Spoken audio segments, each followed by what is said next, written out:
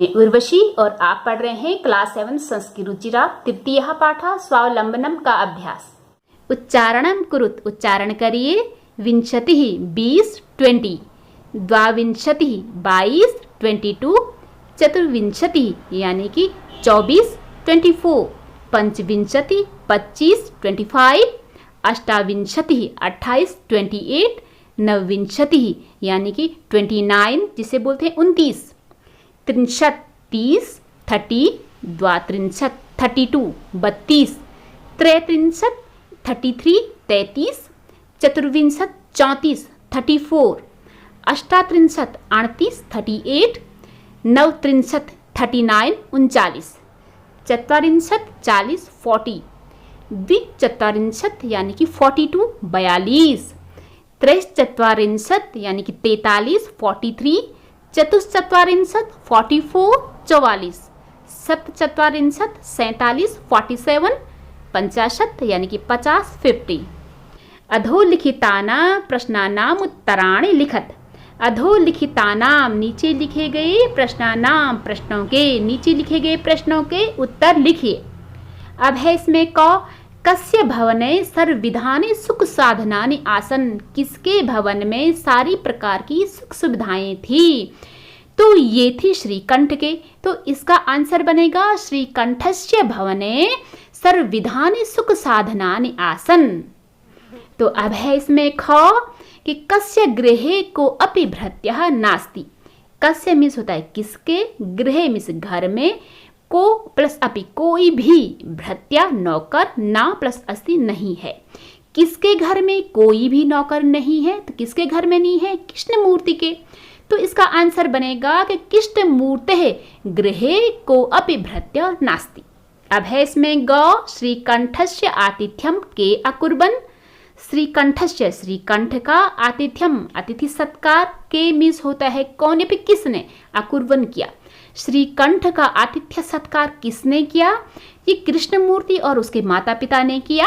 तो इसका आंसर क्या बनेगा कि श्रीकंठस्य आतिथ्यम, तो के की जगह हम लिखेंगे कृष्णमूर्ति ही तस्य माता पिता च अकुर्वन्। अब है इसमें कि सर्वदा कुत्र सुखम। सर्वदा मिस होता है हमेशा, कुत्र मिस होता है कहाँ, सुखम मिस सुख। हमेशा कहाँ सुख है, तो कहाँ सुख है हमेशा, स्वावलंबन में, आत्मनिर्भर बनने में। तो इसका आंसर बनेगा कि सर्वदा स्वावलंबने सुखम। तो अब है इसमें श्रीकंठः कृष्णमूर्ते गृहं कदा अगच्छत्। श्रीकंठ जो है ना कृष्णमूर्ति के घर, कदा मिस होता है कब, अगच्छत् गया। कब गया था, तो सुबह के 9 बजे गया था। तो इसका आंसर बनेगा श्रीकंठः कृष्णमूर्ते गृहं प्रातः 9 वादने अगच्छत्। अब है इसमें कृष्णमूर्तेः कति कर्मकराः सन्ति।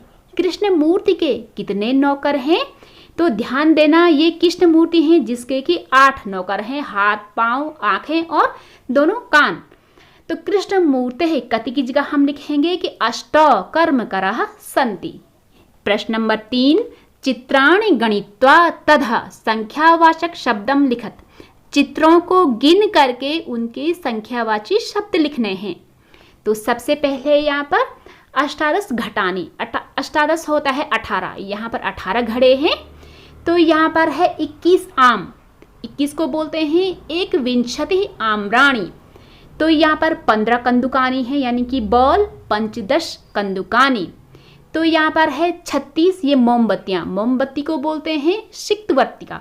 तो सिक्तवर्तिका का बहुवचन होगा सिक्तवर्तिकाणी, 37 सिक्तवर्तिकाणी।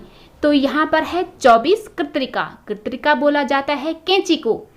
चतुर्विंशति कर्तरिका, 33 पत्राणि। तो यहाँ पर हमारे 33 पत्ते हैं। अब है यहाँ पर 4 मंजूषातः अंकानां कृते पदानि चिनुत। मंजूषात, ये मंजूष है हमारा बॉक्स, तो उससे यानी कि पंचमी विभक्ति आई है ना, उससे अंकानाम कृते जो अंकों पे आधार किया गया है, पदानि चिनुत, पदों को हमें चुनना है।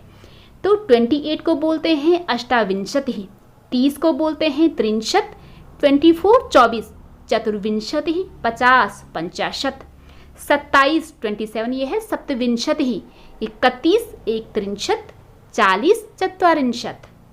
प्रश्न नंबर 5, चित्रं दृष्ट्वा मंजूषातः पदानि च प्रयुज्य वाक्यानि रचयत।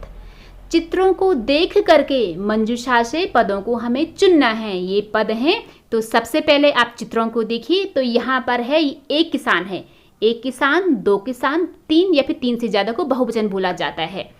तो यहाँ पर आएगा कि यह किसान, ये दोनों किसान, ये किसान। तो इसके लिए आएगा एषः कृषको, इसके लिए आएगा एतः कृषको, जैसे बालक बालको, तो इसके लिए आएगा बालकः, तो उसी के लिए आएगा कृषिकः। एते, एषो एतो एते, तो ये तो हो गया हमारा कर्ता। ठीक है, अब क्या है कि ये खेत को जोत रहा है, ये क्या कर रहे हैं, ये खनन कार्य कर रहे हैं, मीन्स की खुदाई कर रहे हैं, ये धान की रुपाई कर रहे हैं। तो अब हम कर्म को लिखेंगे। तो कर्म इसमें कौन सा है, क्षेत्रम, तो इसमें क्या कर्म है, खनन कार्यम। तो इसमें क्या कर्म बनता है, धान्यम, धानम को रोप रहे हैं। अब इसका हम कार्य लिखते हैं, कार्य।